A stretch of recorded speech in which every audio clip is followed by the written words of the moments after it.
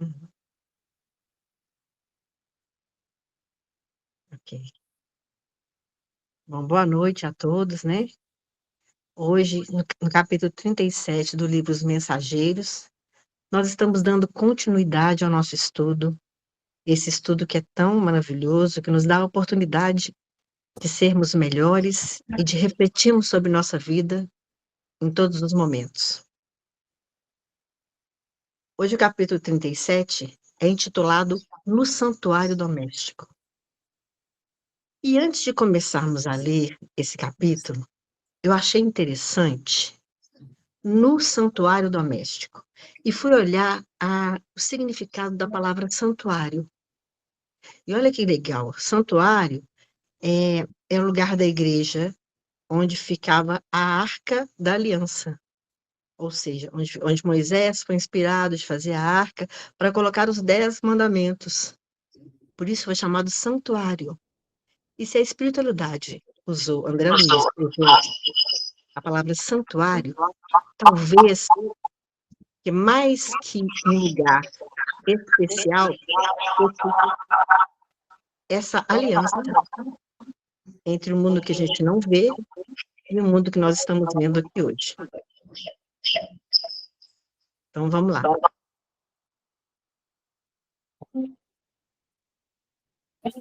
Terminado o culto familiar. Oi. Obrigada, querida. Meu computador abriu, que eu vou tentar fazer as duas coisas. Oi, Terminado o Cíntia, seu culto microfone familiar. está aberto, tá? De quem? Isso. Terminado o culto familiar, um dos companheiros também rendeu graças. Esperemos que esses celeiros de sentimentos se multipliquem, disse Aniceto, sensibilizado. O mundo pode fabricar novas indústrias, novos arranha-céus, erguer estátuas e cidades, mas sem a bênção do lar, nunca haverá felicidade verdadeira. Eu peço licença à obra, porque eu coloquei em negrito, porque eu achei um ensinamento interessantíssimo. A certeza de que o lar, a certeza de que esse lugar onde podemos render graças, pode ser o celeiro do mundo no celeiro de amor e de construção de coisas boas. Alguém quer falar alguma coisa?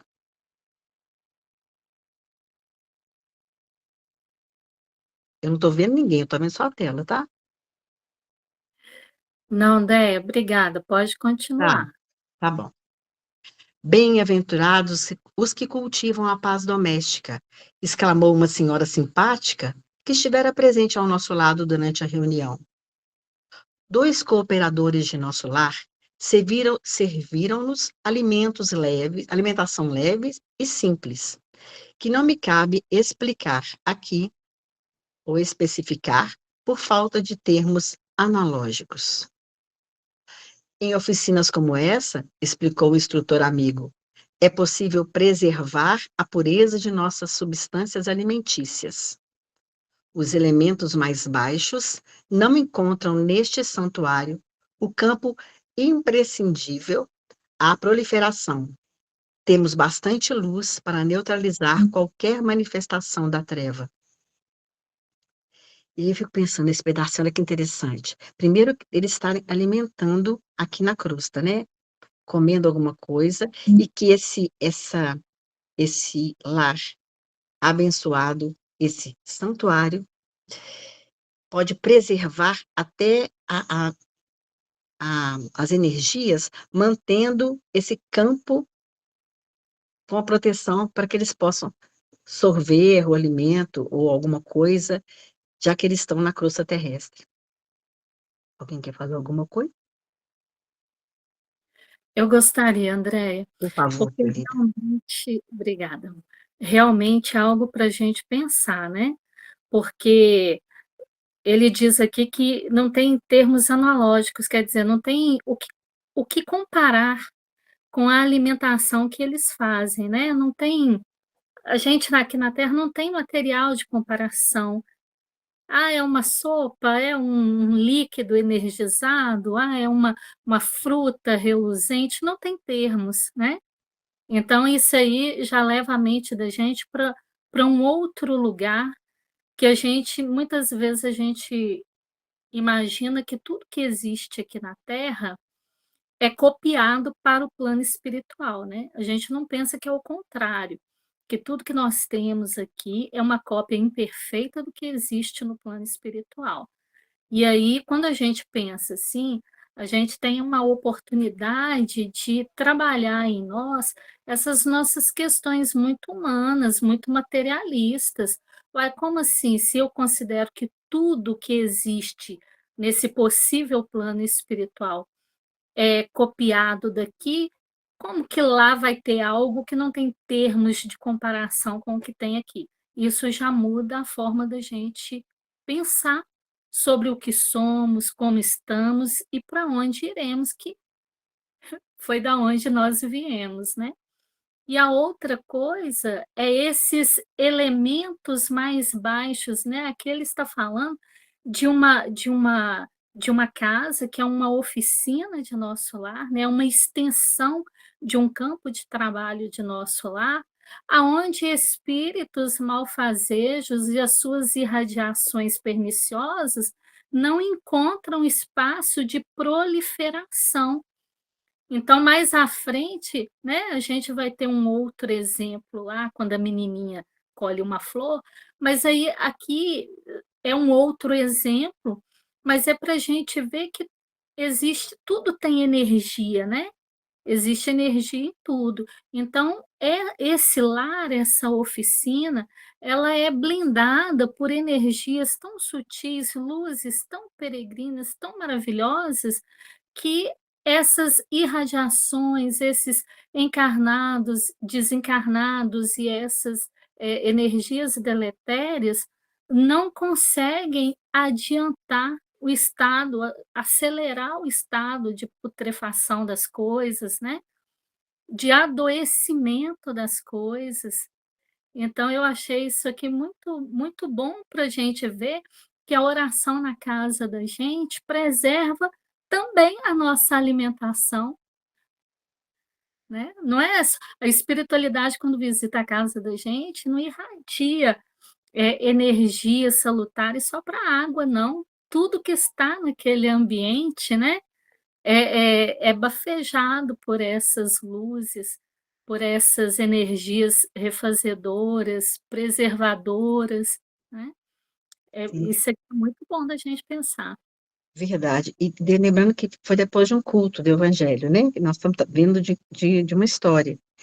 E aí, eu fico pensando também que a comida e o que fizermos em oração ou numa energia, como se estivéssemos orando, o poder que tem e o auxílio que a gente pode encontrar para, por exemplo, preservar um alimento ou, eh, fazer com que ele faça bem ao corpo da pessoa que for comer, né. Então vamos lá.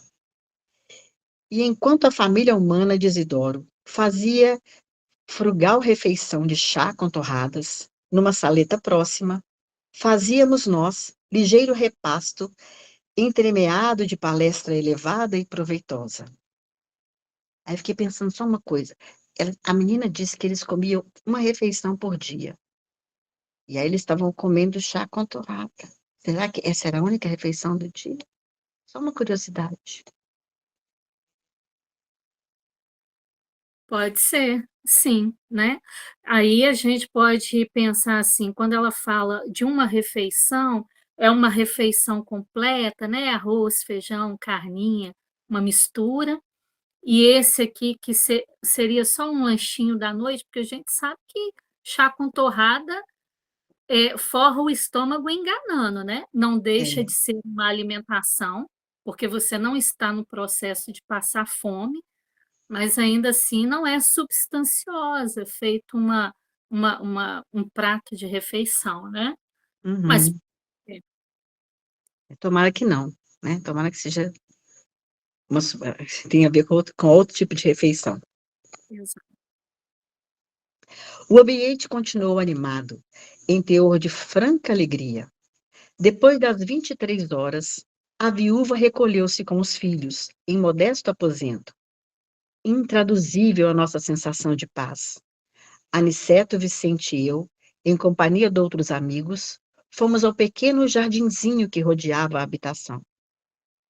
As flores veludosas recendiam a claridade espiritual ambiente, como que espancava as sombras da noite.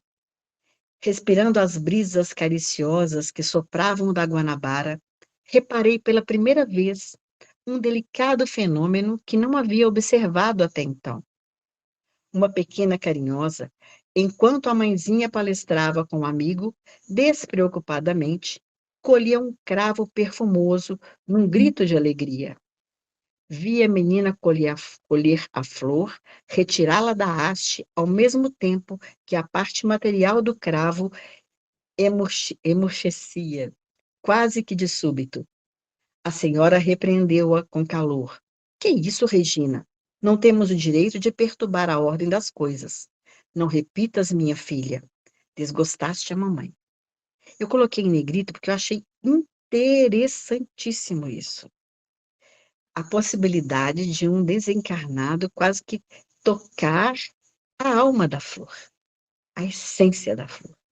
Olha, eu achei fantástico o fato dela tirar e a flor murchar imediatamente.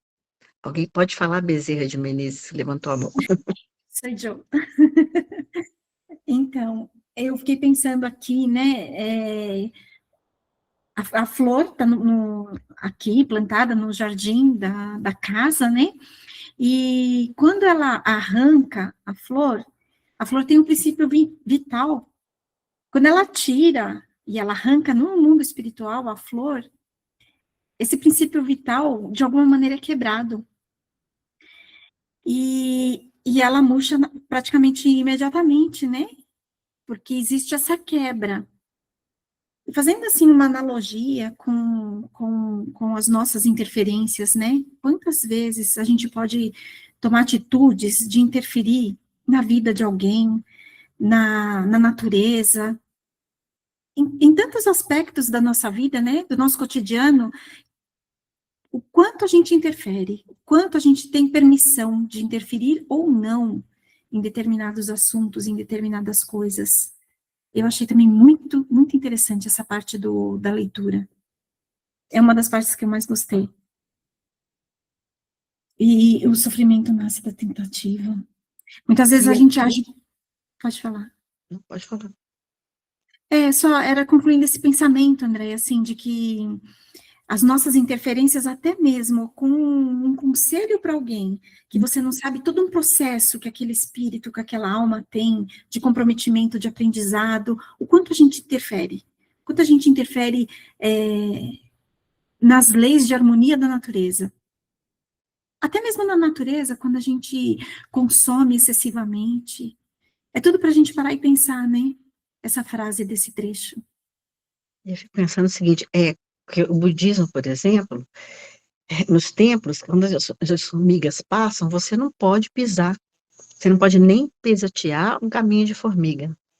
É uma maneira de não tentar interferir em nada, porque a mãe deixa bem claro, olha, quando ela fala que ela fez, ela mexeu com o andar das coisas.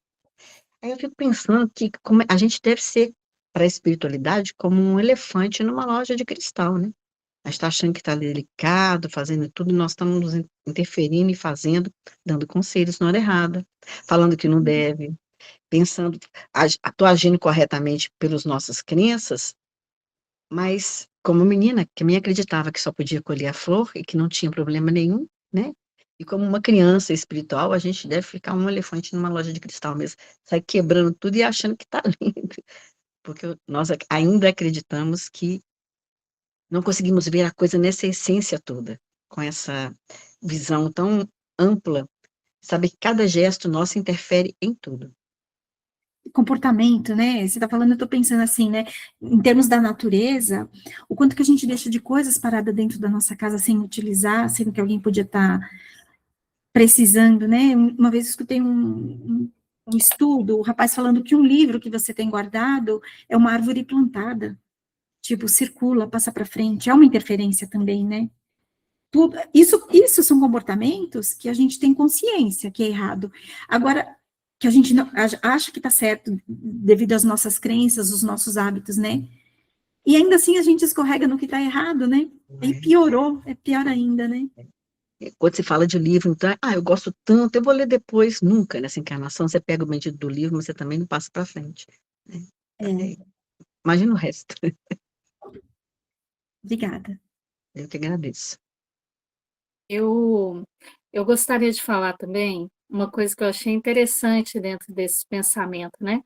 Porque na leitura anterior, quando ele fala, né, que no ambiente tem bastante luz para neutralizar a manifestação da treva, e aí a gente tem que lembrar que a manifestação da treva, ela não é necessariamente um ato direto, né? O ato do espírito chegar, tocar, contaminar energias pesadas, energias insalubres, fazem isso como se fosse um grupo de bactérias aqui no nosso plano, né?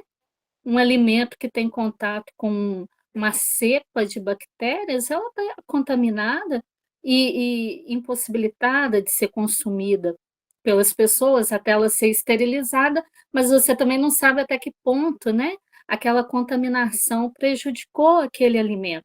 A gente vê muito isso acontecendo, né, nas áreas de produção. Às vezes é uma contaminação em loco que coloca tudo a perder. Uhum. Uma coisa que eu achei mais interessante, enquanto você estava falando, me veio à mente, olha como que energia são coisas muito sérias, né? Aqui ele está falando que a garotinha retira o princípio vital, inteligente daquela planta, né? Quando ela colhe ela, quando ela retira aquele tônus no plano espiritual. Materialmente, o que acontece? A planta murcha. Quando o espírito deixa o corpo, que é ele que anima, o que acontece? O corpo, né? Uhum. Na verdade, desculpa, essa colocação está errada. Não é o fato do espírito sair que faz o corpo parar, é o corpo, quando para, que faz o espírito sair. Mas uma coisa que me ocorreu enquanto vocês estavam falando, eu lembrei daquele desenho da Branca de Neve, né? Quando a bruxa má, olha só para você ver que desenho interessante. A bruxa má está falando de uma pessoa que lidar com forças, né? Com trato espiritual. Ela vai, ela contamina uma fruta, ela faz uma mandinga, envenena essa fruta, por quê? E oferece aquela fruta faz mal para a menina fica entalada. E é tão interessante a gente pensar no desenho como um pensamento a ser construído, a ser observado, porque a Branca de Neve ela morde a maçã, ela não engole a maçã, ela não tinha como ser entalada por aquela maçã, né? Então tem uma carga energética que é transferida para ela através daquele consumo que faz ela parar, né? Ela para, porque aquela personagem, aquela mulher que é tida ali naquele momento como aquela pessoa que manipula energias, e ela manipula energias para contaminar algo que o outro vai utilizar. Então, quando a gente observa, a gente pensa sobre manipulação de energia, a gente entende qual que é a nossa responsabilidade, se a gente não entende, deveria pensar sobre isso, qual é a nossa responsabilidade diante das coisas que a gente oferece aos outros, porque a gente está entalando muita gente aí, ó, através da nossa raiva, do nosso pensamento desequilibrado, dos sentimentos de inveja que a gente tem, que a gente jura que a gente não tem, né? Que o senso está errado, que a gente não tem. E está falando, eu lembrei dessa questão do desenho, porque eu sempre achei assim, né? O desenho ele traz umas coisas assim meio fora de órbita. A menina nem engoliu a maçã, como é que ela entalou? Ela está envolvida com energias deletérias pesadas. Tanto que depois, quando ela, sei lá, recebe um beijo de amor verdadeiro, né, ela é curada. E ela volta no mundo dos mortos, uma pessoa que morre, que deixa o corpo, ela não pode voltar, né. Então tem toda uma simbologia ali sobre o espiritual. Eu estou falando de símbolos, né. Uhum. Então uma simbologia ali sobre o espiritual, o que que a gente oferece para as pessoas. Você vai fazer um culto do evangelho na sua casa, você põe uma água para receber energias puras, curadoras, né. Você sabe que ela foi imantada com aquilo e que você está repartindo aquilo com os outros, aquelas benesses estão sendo distribuídas. Imagina quando você vai oferecer uma água para a pessoa que você está, assim, mortificada de ódio. A sua energia, ela transmite para aquela faixa de matéria que está ali, que está sendo manipulada. Isso aqui são coisas para a gente pensar que são coisas Uhum. sérias, né, são Uhum. coisas importantes para a gente pensar. Ele não está falando de algo que é distante de nós não, essas situações todas estão em nós e dentro da nossa casa. Obrigada, André. E o quanto é difícil, né, Renata, no momento que você está descontrolada, e eu digo por mim, retomar através de uma oração. Primeiro que a oração passa longe, até que eu consiga pensar em alguma coisa e acalmar e respirar, para depois pensar numa oração, para tentar voltar a energia no lugar. Então, nós estamos falando que vinha de um culto, então, do que me remete que, talvez num descontrole de inveja, de raiva, de qualquer outro sentimento humano, tenhamos que respirar mais profundamente e rezar mesmo, e entrar em contato com a espiritualidade em oração, como sendo a chance de retomarmos a nossa calma e não sairmos aí, espalhando flechas de sentimentos negativos, oriundos da nosso próprio coração, né. Vamos Ô, continuar. André, Ou pode falar. isso é algo, assim, para a gente pensar muito, porque aqui, no livro Nosso Lar, o André Luiz fala, sobre a bruxa, né, espíritos que se apresentam como bruxa, esse exemplo que eu dei do desenho, tem uma bruxa, então nem sempre as bruxas são feias, né, a princípio a rainha é uma mulher muito bela, né, mas o que mostra é a nossa energia íntima, o fulcro de pensamentos, de coisas que a gente coloca sobre aquilo que a gente está realizando. Então, a gente pode ser algo de muito bom, sempre, e a gente também pode ser algo de muito ruim, se essa for a nossa escolha, né. Obrigada, querida. De nada, querida. Vamos continuar. Aniceto, sorrindo bondoso, explicou discretamente: "Esta é a nossa irmã Emília, servidora em nosso lar, que vem ao encontro do esposo ainda encarnado." "E ele virá até aqui?" interrogou Vicente curioso. "Virá, pelas portas do sono físico", acrescentou o nosso orientador sorridente. Estas ocorrências no círculo da crosta dão-se aos milhares todas as noites. Com a maioria dos irmãos encarnados, o sono apenas reflete as perturbações fisiológicas ou sentimentais a que se entregam. Entretanto, existe grande número de pessoas que, com mais ou menos precisão, estão aptas a desenvolver este intercâmbio espiritual. Coloquei também duas frases em negrito, porque primeiro que a irmã Emília, servidora de nosso lar, ela veio ao encontro do esposo encarnado. Aí fiquei pensando: "Uau, né, que dádiva". E ela saber, olha, se ela tem a consciência de que ela vai encontrar o marido dela, né. Ela não foi um acaso: "Ó, você está aqui, tudo bem", não, ela foi ao encontro dele, ela sabia. Então a preparação desse espírito e a certeza e a proteção da espiritualidade para que isso acontecesse. E as renúncias que ela fez na própria vida dela. E a opção que você disse agora, Renata, temos que escolher, né. As escolhas que ela fez, que dão a ela esse presente no sono. Alguém quer falar alguma coisa? Eu gostaria de chamar a atenção para isso que ele fala aqui, né, que, o sono apenas reflete as perturbações fisiológicas ou sentimentais a que nos entregamos. Então ele está falando aqui que a gente, muitos de nós, né, e muitas vezes nós, revivemos os acontecimentos do dia, no nosso desdobramento. Então a gente continua envolvido com os mesmos pensamentos desequilibrados, com as mesmas intenções, com as mesmas rusgas.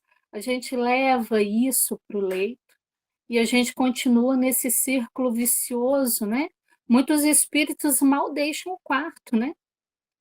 Ficam ali envoltos naqueles pensamentos, naquela revivescência de um acontecimento diário. E outros tomam outros caminhos, é claro, né? Mas eu achei isso muito interessante, que o sono apenas reflete as perturbações fisiológicas, quer dizer, fisiológicas, as perturbações que vivemos durante o dia, enquanto estávamos em alerta, né? Uhum. Mergulhados no corpo físico.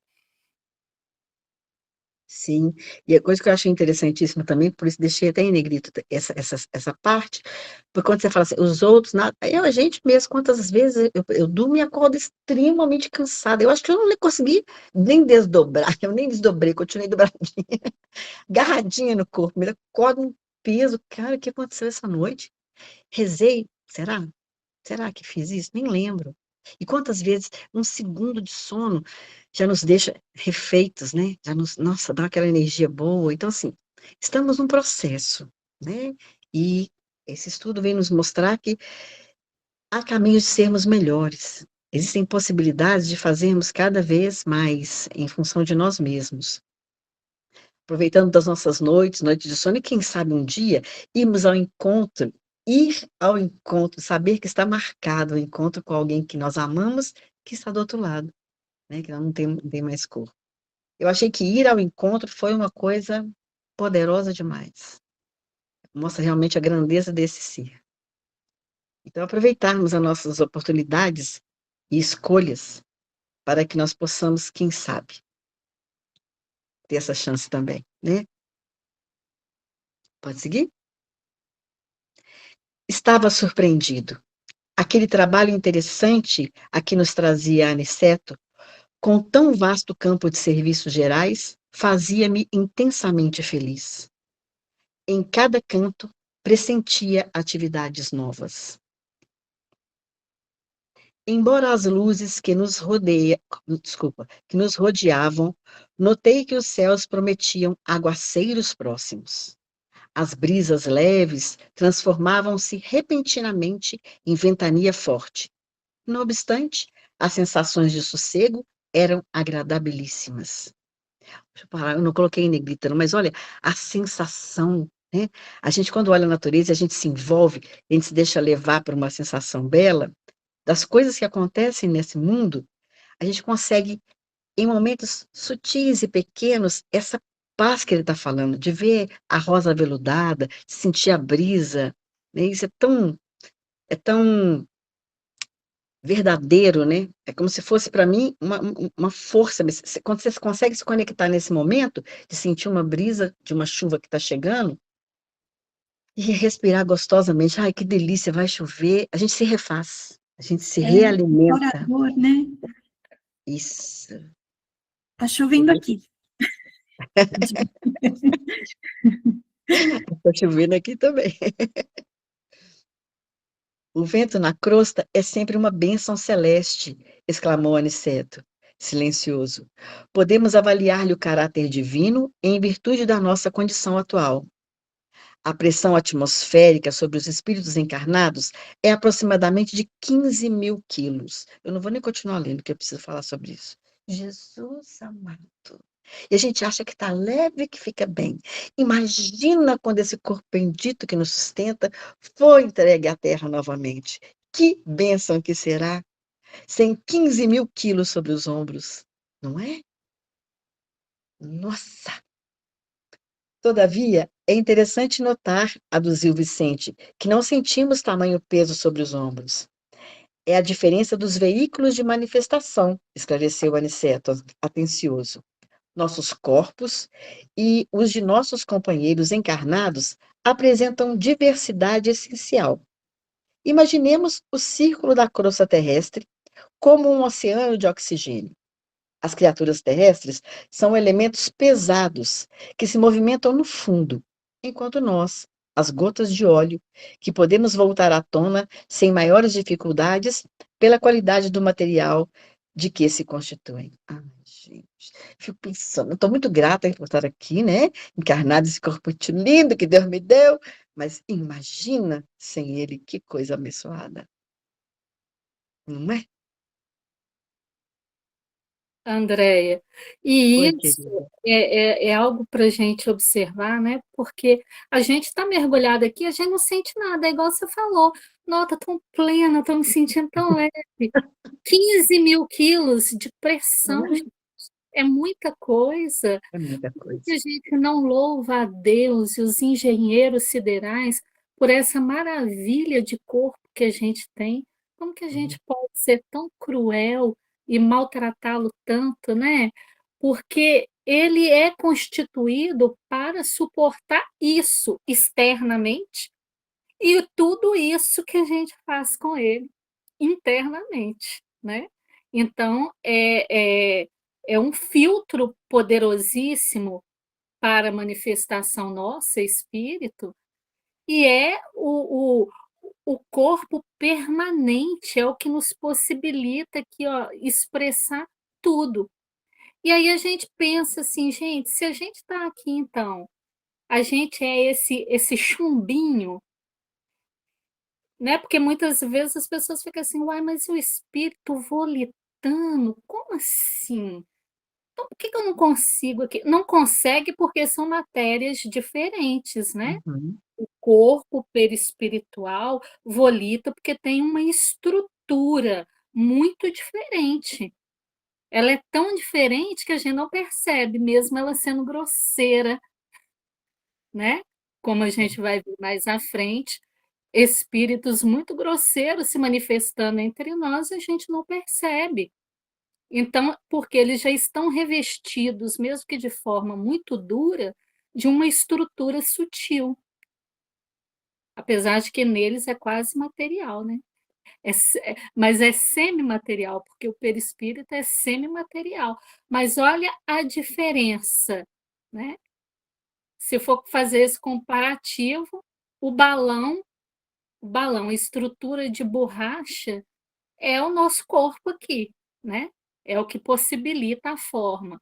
O gás hélio, que é aquela coisinha assim, que infla, que fica engraçadinho, é essa estrutura espiritual. Quando essa parte emborrachada rompe, ele continua, né? Ele continua de outra forma, em outro estado de matéria. Muito bacana, né? Muito bacana. Eu fico pensando também que a educação, e aí vai da minha área, né? Educação é tudo. Se fosse a gente conseguisse manter as famílias, os lugares, não só na evangelização, mas em todos os lugares, a consciência da importância deste corpo, que não falássemos de espírito, para não trazer para lugar nenhum, mas a importância deste corpo, talvez agredíssemos o nosso corpo com menos força, né? Porque a gente agride o tempo inteiro no que come, no que bebe, no que fala. Então, talvez a gente podia ter, a educação devia ter um olhar especial para esse corpo. Mas, quem sabe? Vamos lá. A essa altura, a essa altura do esclarecimento, notei que formas sombrias, algumas monstruosas, se arrastavam na rua à procura de abrigo conveniente. Reparei com espanto que muitas tomavam a nossa direção para depois de alguns passos recuarem amedrontadas. Provocavam assombro. Muitas pareciam verdadeiros animais perambulando na via pública.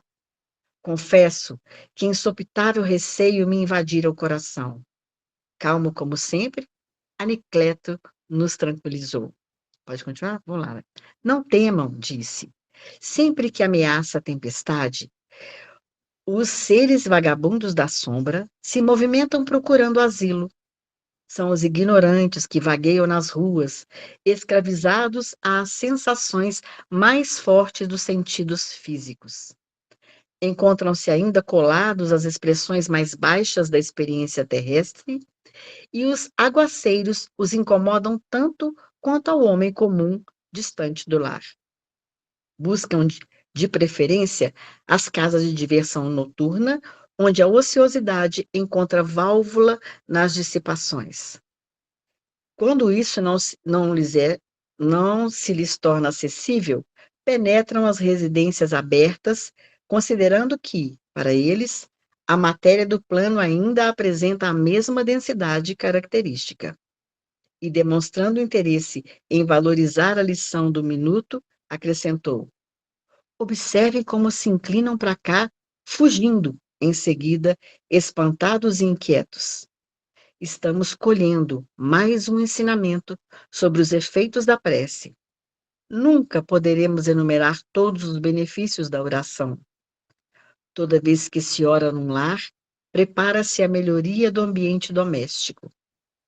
Cada prece do coração constitui emissão eletromagnética de relativo poder. Por isso, minha coisa passei aqui. De relativo poder. Por isso, o culto familiar do Evangelho não é tão só um curso de iluminações interior, mas também processo avançado de defesa exterior pelas claridades espirituais que acende em torno. O homem que ora traz consigo inalienável couraça.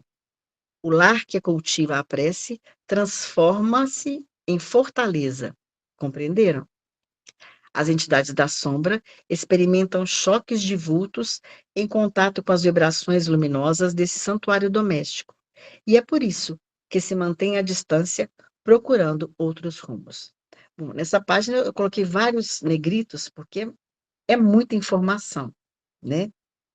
Primeiro, o fato deles olhar, tentarem entrar e saírem assustados ou correrem daquele lugar onde a energia se mantém por causa da oração. E aí, quando fala que eles buscam, com preferência, as casas de diversão noturna, buscam lugares onde as pessoas estão distraídas. Distraídas, estão esquecidas de qual é o verdadeiro valor da vida. Distraídas, não há julgamento. Estão distraídas. E neste lugar encontram guarida. Pode falar, querida. Então, quando você fala assim, eu me lembro também que normalmente nessas casas noturnas existe o álcool, o fumo, uma série de situações que atraem mesmo esses espíritos, né? E o que me chamou muito a atenção nesse capítulo é que em todo momento eles falam da oração. Oração para a gente dormir, oração para a gente fazer uma couraça de proteção, oração para proteger nossa casa. E nesse instante que a gente sabe que a gente tem proteção, porque existe um choque magnético, eles tentam se aproximar, tem o choque e se afastam. Então, existe tanto a repulsão na casa quanto na gente, que faz uma couraça magnética, né? E oração para dormir, para a gente ter bom sonho, boa projeção astral. Então, fica aqui o convite para que a gente sempre, além de ter bons pensamentos, para que não se quebre essa couraça, né? Nas nossas atitudes, nos nossos pensamentos, na nossa palavra, que essa couraça não tenha brecha, fique sempre intacta, porque quando a gente ora, a gente fortalece, e aí a gente vai para as atitudes para poder manter. E esse capítulo eu achei que foi muito um convite para a oração, para a continuação, não só a oração do Evangelho do Lar, que é uma das formas, né? Mas a oração de proteção pessoal, oração de proteção de projeção astral, em vários sentidos. Eu achei bem interessante. Obrigada, querida. Coloca aqui, olha. Eu que agradeço, querida. que falando dessas sombras, né, desses seres que estão vagueando e procurando lugar de abrigo da chuva, que ainda estão nessa sensação, eu coloco, são ignorantes que vagueiam nas ruas, escravizados às sensações mais fortes dos sentidos físicos. Aí eu fiquei pensando, se eles vagueiam nas ruas, e nós estamos pelas ruas, e aí não estamos distraídos. Nos distraímos na inveja, nos distraímos no nó, que carrão, hein? Que isso? Num comentário qualquer, numa menina chata, qualquer coisa que a gente deixe de lado, o orar e vigiar, achamos sintonia. Já não estamos sozinhos mais. Se eles estão vagueando pela rua. E se afinizam aos sentidos físicos, os sentidos mais fortes.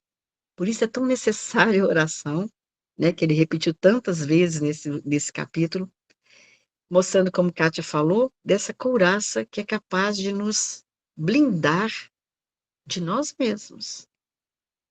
Porque a sintonia é nossa, de nós blindar dos nossos pensamentos, das nossas distrações. Alguém quer falar alguma coisa? Eu gostaria. Eu lembro quando eu era criança, adolescente, eu encontrava, né, eu tinha contato com alguns espíritas, e aí hoje eu fico observando, assim, que eles tinham um entendimento, às vezes não tinham um entendimento ainda muito claro, né, ou não sabiam passar isso de forma clara, talvez por não terem o conhecimento na época. Mas eu lembro que algumas pessoas falavam assim: "Começou a chover, a gente tem que fechar a porta, senão os espíritos entram". Aí eu ficava desesperada, eu falei assim: "Não entra gente, entra, então fecha o portão, fecha a janela, né", porque eu pularia a janela para me esconder da chuva também. Então vamos fechar tudo.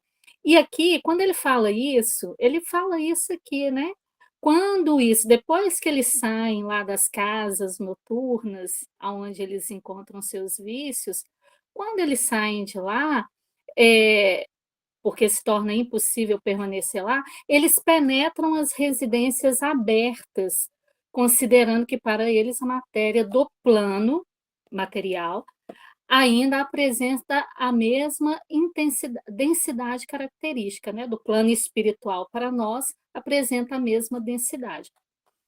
Só que aqui ele está falando de uma casa aberta, não é uma casa aberta materialmente. Ele já deu o exemplo aqui mais abaixo, né? Casas que têm uma proteção energética de oração, esses espíritos são repelidos.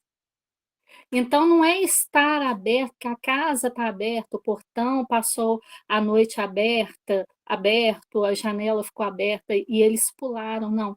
Se essa casa não tem esse padrão de energia que os repele, ela é uma casa aberta. Pode ser a casa mais luxuosa ou a casa mais simples.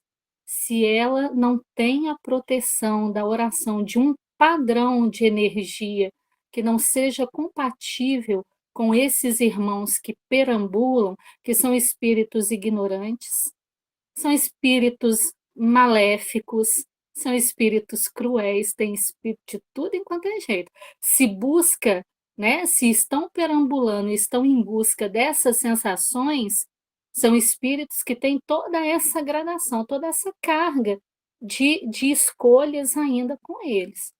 Então, se a casa não tem uma oração, ela é uma casa aberta, independente dela estar com as portas fechadas num dia de chuva. Né? Então, para a gente entender isso, não é fechar a casa, trancar o portão da garagem, porque começou o toró, os irmãozinhos vão correr para dentro, não.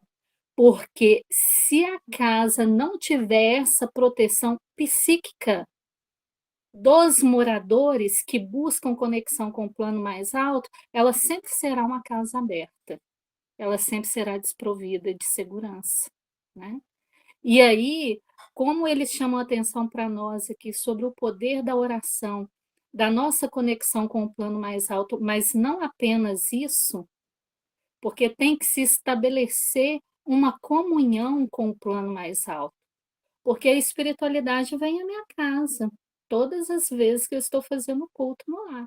Mas se eles virarem as costas e eu voltar para os mesmos desregramentos de sempre, não valeu as orações que fiz, as reflexões que fiz, a leitura do evangelho, não valeu, porque eles fecharam, mas a dona da casa sou eu. Eu fui lá, pus todo mundo para dentro.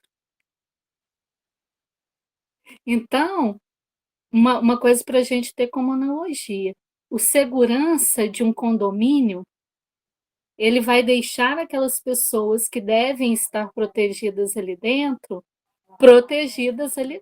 Mas se o dono sócio proprietário permitir que quem está fora entre, eles não vão impedir a casa deles, né?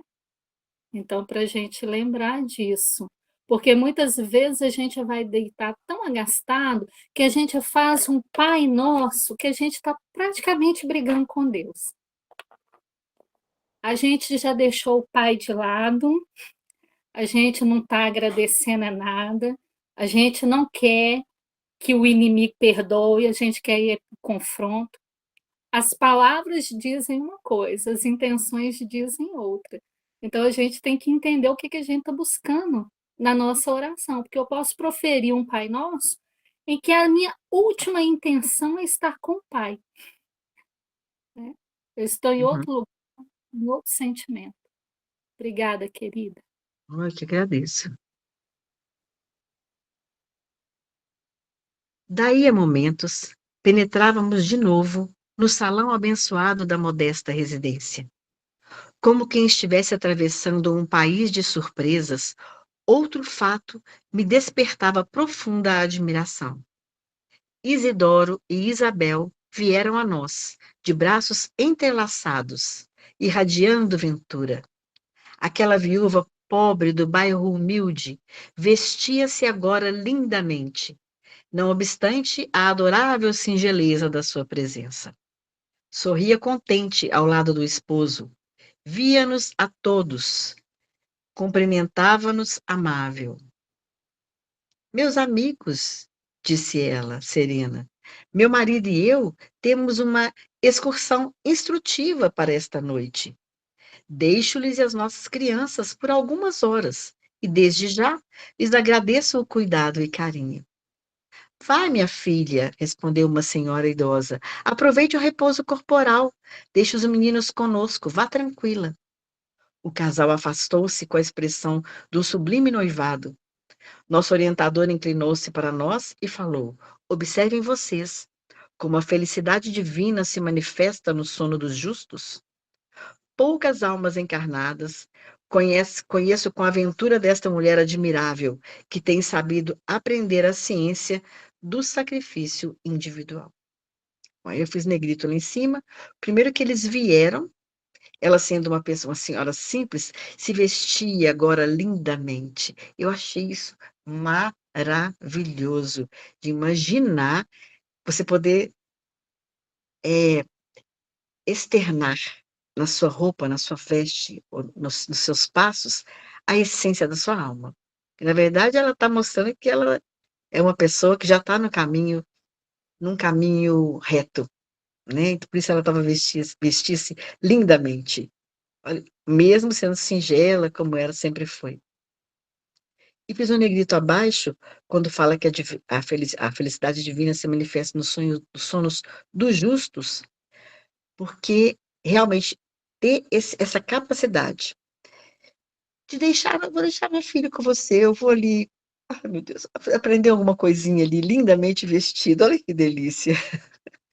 Para poucos mesmo, acho que é quase que objetivo de vida, porque ela só conseguiu isso através do sacrifício individual, né? Existe uma vontade, um empenho de fazer tudo aquilo cumprir-se, como foi falado nesse capítulo inteiro, de manter-se sempre na oração, de manter-se sempre que possível, e mais do que isso, no esforço de se manter neste lugar. Porque a gente fala se possível, aí se a gente sai do lugar, tudo bem, mas eu volto depois. Não, é manter-se mesmo, com os pensamentos firmes, com a oração, sempre nos dando força e suporte para tanto, mantendo o nosso lar com a maior paz possível através da oração e da palavra certa na hora certa. Porque é muito fácil dizer aqui, dar um grito ali, para ocorrência e volta aqui para o lugar. Não, porque está tudo ótimo, né? Imaginar que esse lugar é um lugar de construção e todos que estão à nossa volta estão neste lugar por necessidade nossa e deles, de que nos mantenhamos sempre nesta paz. É um aprendizado. Viver em família, para mim, é o maior aprendizado deste planeta, porque você tem ao seu lado um monte de chance de ser melhor. Porque as pessoas que você mais ama. Fora de casa, a gente é uma delícia de carinho com todo mundo, e aqui dentro que a gente tem que ser, na oração e no pensamento e na firmeza, de ser o melhor para quem a gente ama mais de perto, né? É a nossa família sanguínea. Aí, se não amo tanto assim, escolhi, porque tudo que acontece é pela nossa vontade, ou pela nossa escolha. Estamos nesse lugar porque escolhemos. Alguém quer falar alguma coisa? Eu gostaria de falar uma coisa, que ontem na nossa reunião nós recebemos uma mensagem que o benfeitor falava da veste nupcial, e ele falava que a construção da veste nupcial se dá através das lutas, do cair, do chorar e do levantar. Porque depois que você cai, não tem mais para onde você ir. Você pode escolher até ficar algum tempo ali, né, caído e tal, mas o próximo passo é levantar. Não tem mais para onde ir, é levantar.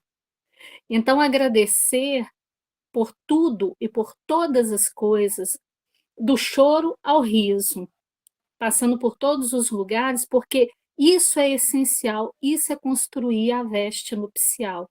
Ela está revestida com esses trajes, de agora, é a veste dela, porque ela no dia a dia é uma mulher simples, né? Uma mãe de muitos filhos que passa muita dificuldade. É a vida, é a lida dela. É como é dita aqui, né? Uma mulher admirável que tem sabido aprender a ciência do sacrifício individual. Dentro desse sacrifício individual, ela constrói a veste nupcial dela. E a gente tem que lembrar que só quando o espírito está trajado, né, com essa veste, ele é um convidado do Senhor, né? Ele já está pronto para participar desses banquetes por aí, né? Por aí afora. A palavra é sua, Andréia, Kátia, quem mais gostaria de falar?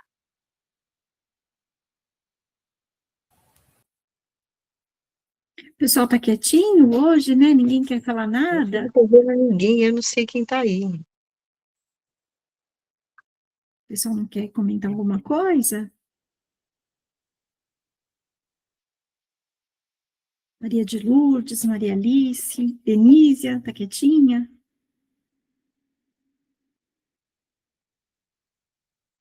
Não é isso, né? É isso. Isso que a Renata falou é muito interessante mesmo, muito interessante, de deixar sair aquilo que é essência e é verdadeiro em nós, né? Então, que nós consigamos construir em todos nós, no nosso dia a dia, na nossa renúncia e luta diária, a nossa veste nupcial, né?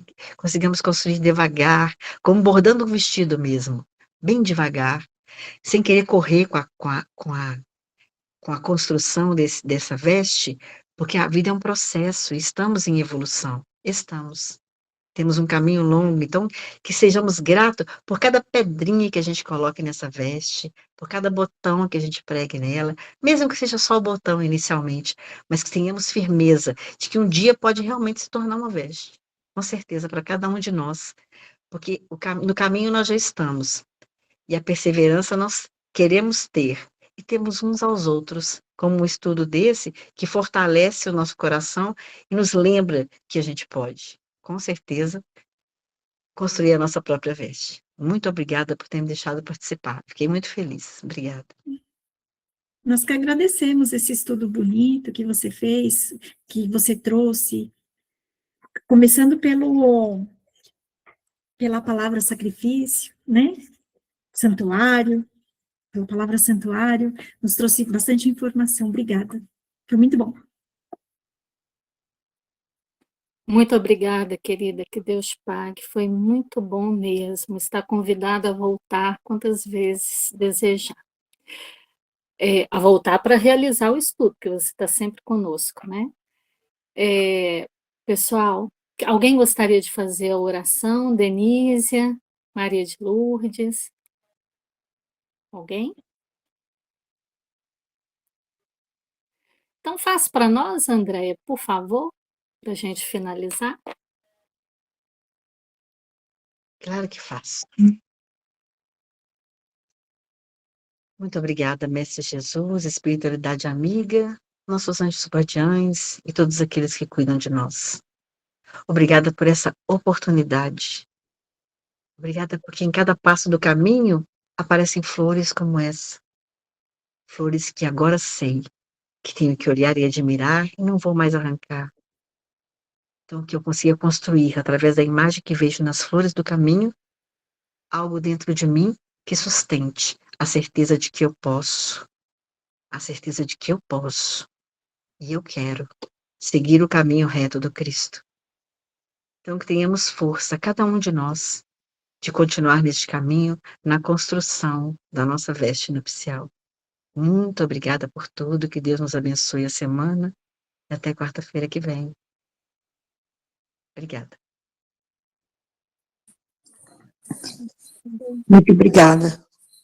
Tchau, gente, boa noite.